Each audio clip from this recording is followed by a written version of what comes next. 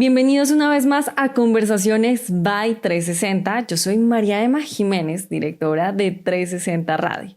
Y aprovechando que estamos a pocos días de las elecciones presidenciales, en donde conoceremos quién será el próximo jefe de Estado, si Abelardo de la Espriella o Iván Cepeda, tenemos a un invitado muy especial, a José Félix Laforí, presidente de Fedegan. José Félix, ¿cómo está? Bienvenido a 360 Radio.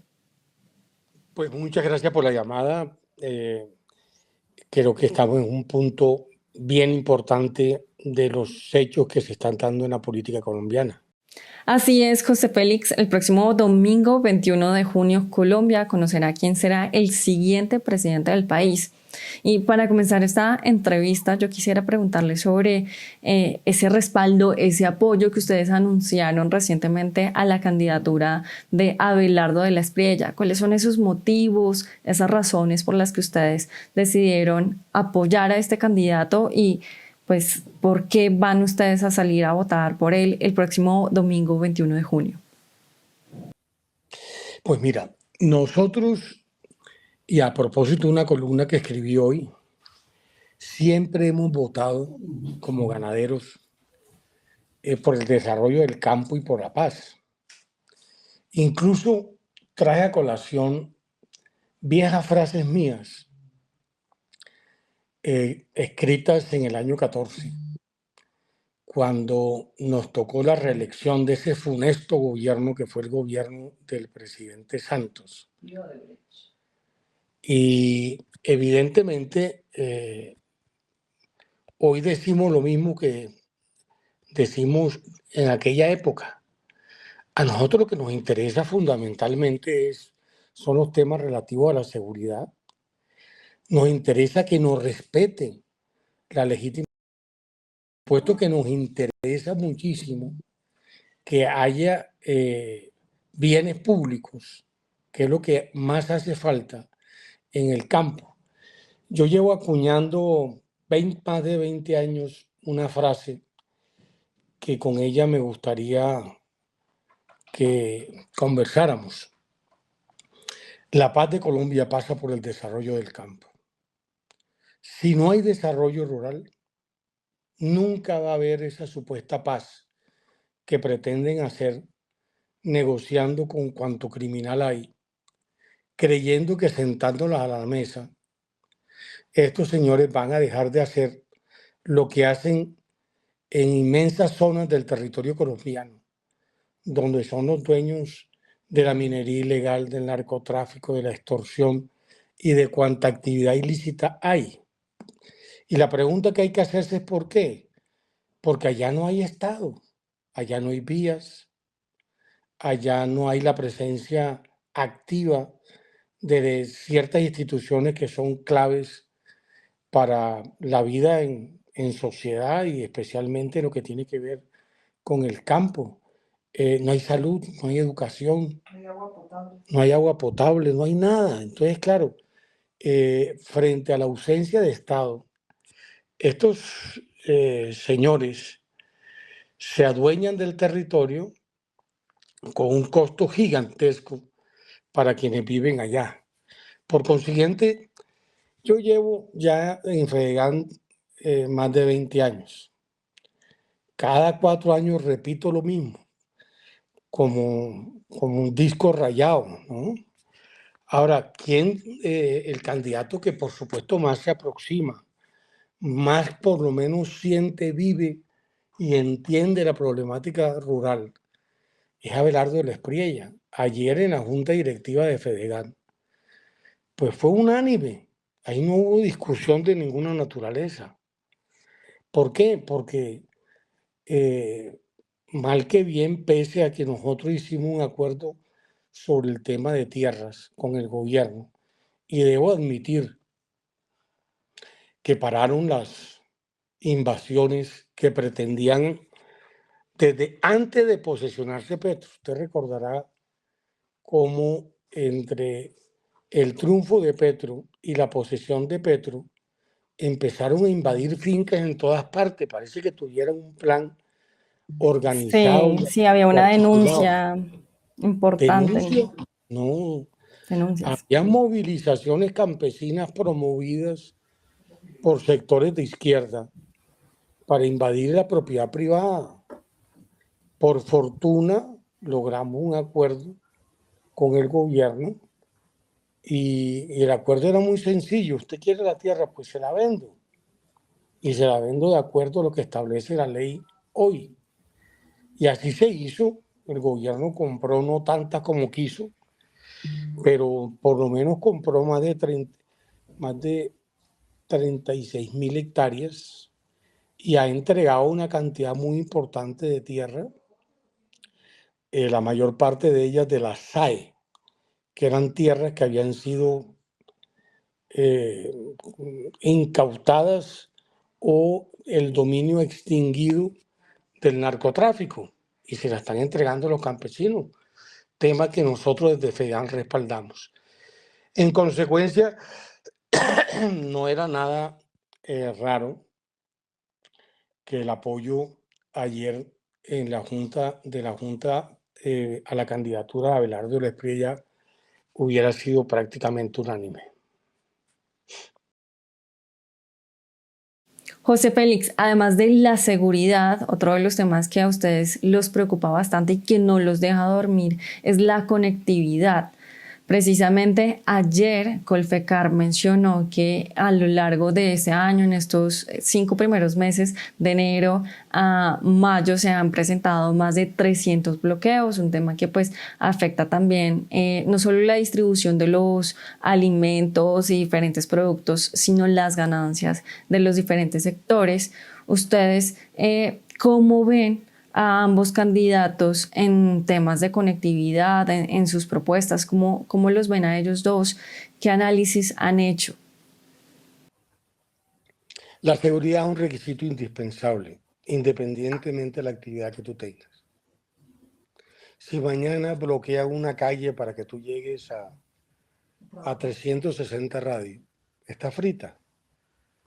Y si eso es de manera permanente, un día los accionistas de 360 radios, pues simplemente cancelan el tema.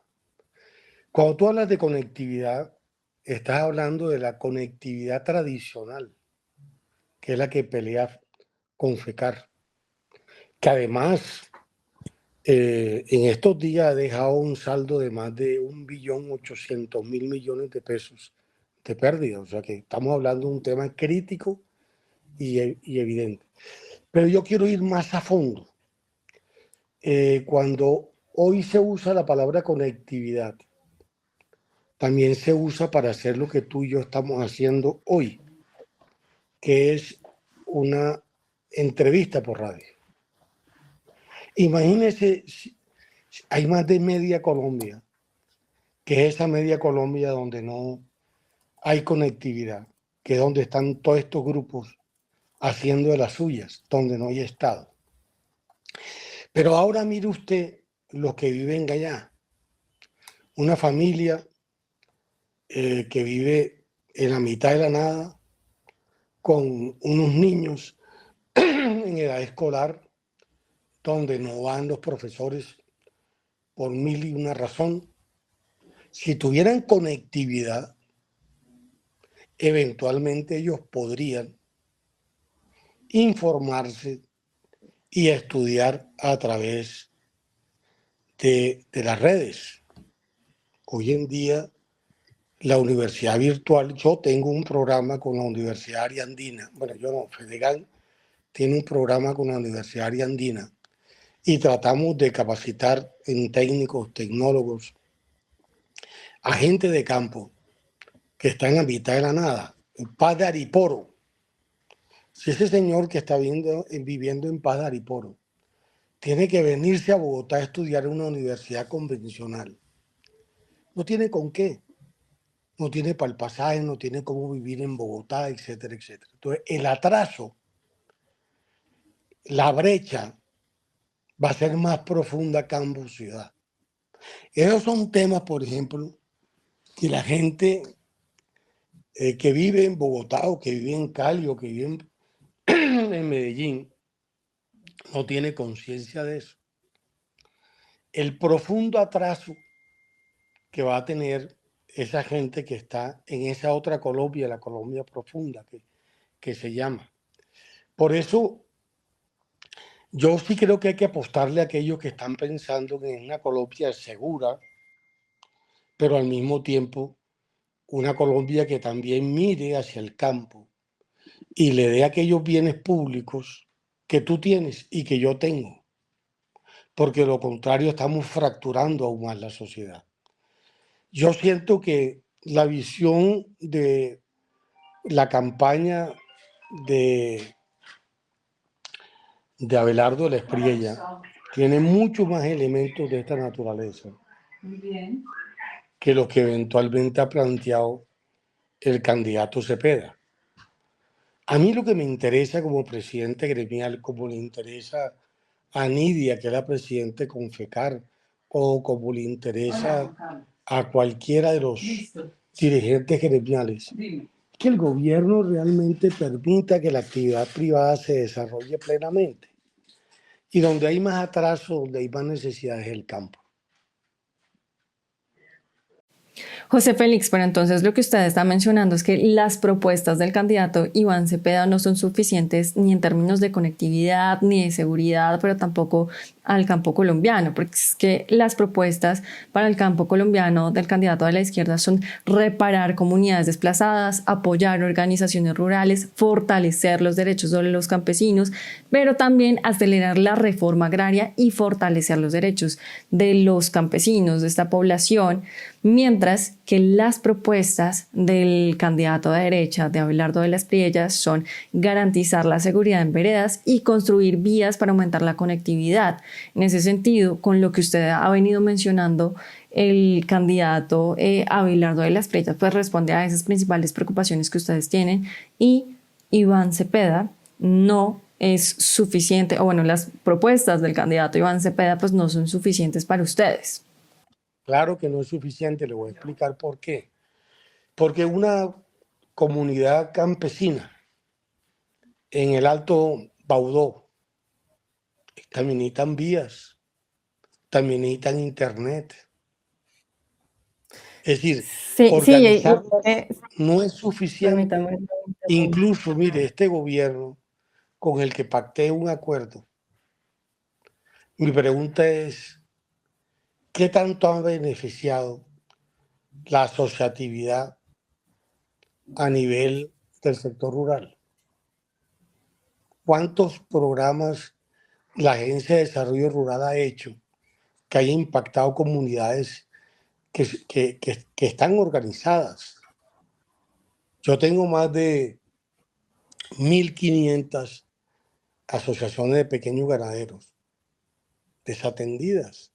También me interesa eso y me parece muy positivo que haya una mirada sobre esos colombianos que están, pues obviamente, totalmente desamparados.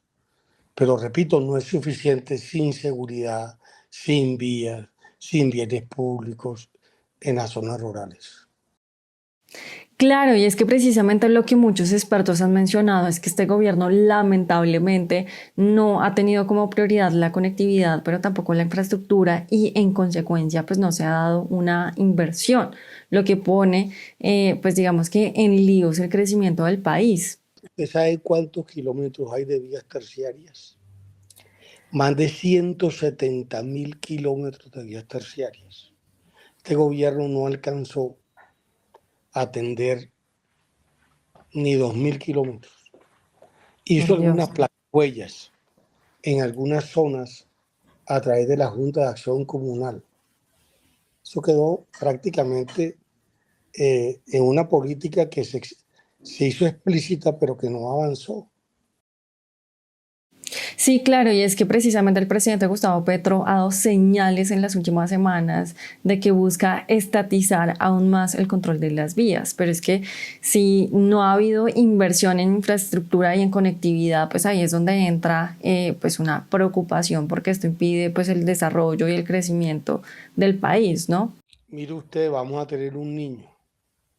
Ya la tercera parte del gas se importa, teniendo gas, con el cuento de no a los combustibles fósiles y resulta que te toca comprarlo. Es decir, el supuesto daño, que yo no creo en eso, que se deja de hacer acá, lo hacen en otra parte y tú lo compras, teniendo que pagar divisas en vez de usarla en otro tipo de actividades, precisamente para atender a los sectores sociales. Es una cosa medio, eh, como medio loca, ¿no? Sí, y es que el conflicto de Irán con Estados Unidos ha derivado el incremento del precio internacional del petróleo y ahí es donde Colombia está perdiendo una oportunidad con Ecopetrol, porque es que Colombia es un país productor, pero también exportador del petróleo, ¿no? Pero mire, Ecopetrol le generaba a Colombia 39, 43 billones de pesos. Le está generando 3. Es decir, 35 Va billones. en caída libre. Claro, pero mi pregunta, ¿y esa plata para dónde iba? A hacer política social. Ujú. Entonces, esas extravagancias y que iba a esparcir en el universo, terminó afectando a los más pobres. Mire usted lo que le ha pasado con el sistema de salud. Es verdaderamente lamentable cómo el lío que se tiene hoy con las GPS y por supuesto aguas abajo con las IPS terminó afectando al ciudadano del común. Es decir, Sí. aquellos que tienen que recurrir precisamente a estos sistemas de cobertura para sus obligaciones. Entonces, es muy triste todo, ¿no? Sí, y es que básicamente el presidente Gustavo Petro forzó el debilitamiento del sistema de la salud para que su reforma a la salud fuera aprobada en el Congreso, pero como no fue aprobada, como no pasó, pues esta es una de sus grandes derrotas. Uno dice reforma a la salud para mejorar, no, reforma a la salud para empeorar. Incluso el próximo gobierno, el gran problema que va a tener es ver cómo logra encauzar el desastre que cometió Petro, afectando de manera notoria a las EPS. ¿Usted cree que hay un Así es. inversionista privado, externo o nacional, que vuelva a creer en un sistema que durante 3 o 4 años quedó destruido?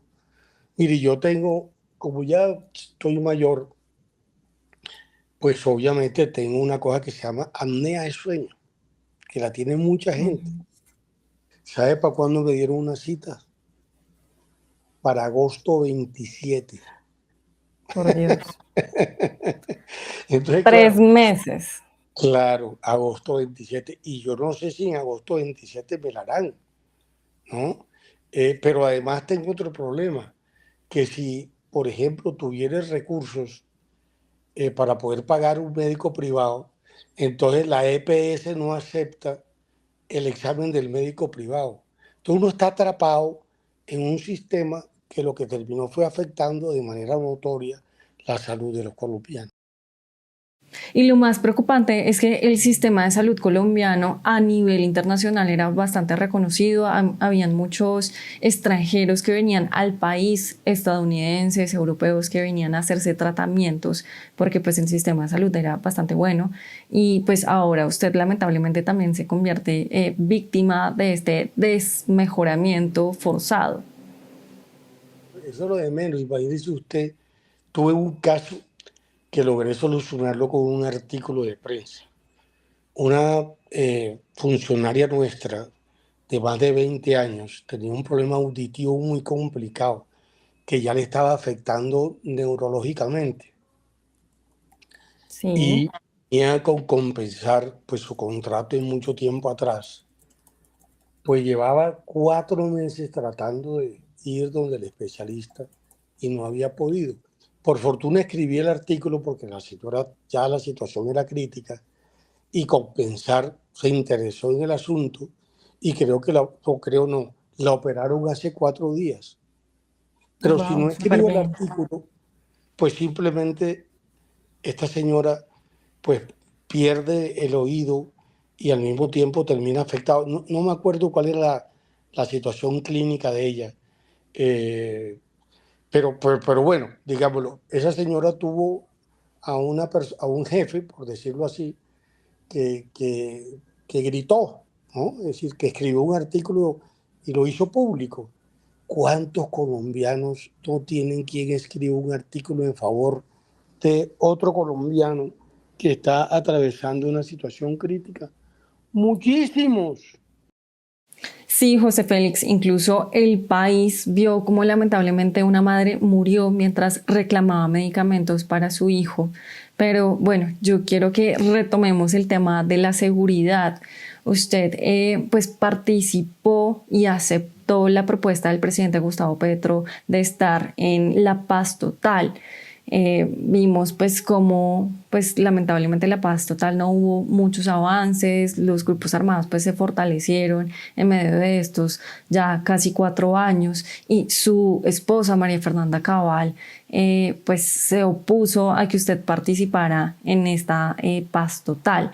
Hoy ya pues casi que a punto de terminar el gobierno del presidente Gustavo Petro, usted si volviera al pasado sabiendo esto, ¿volvería a aceptar esa invitación? Uno no debe arrepentirse de las cosas que se hacen, porque cuando se hacen a plena conciencia y no simplemente al impulso, pues uno tiene argumentos entonces y ahora para poder defender lo que uno hizo. A ver, nosotros en el gobierno de Santos éramos enemigos de la paz. ¿Se acuerda de eso? Sí.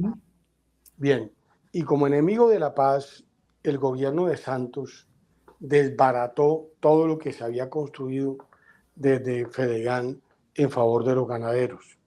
Le voy a poner un ejemplo pequeño que ha sido controversial en los últimos meses.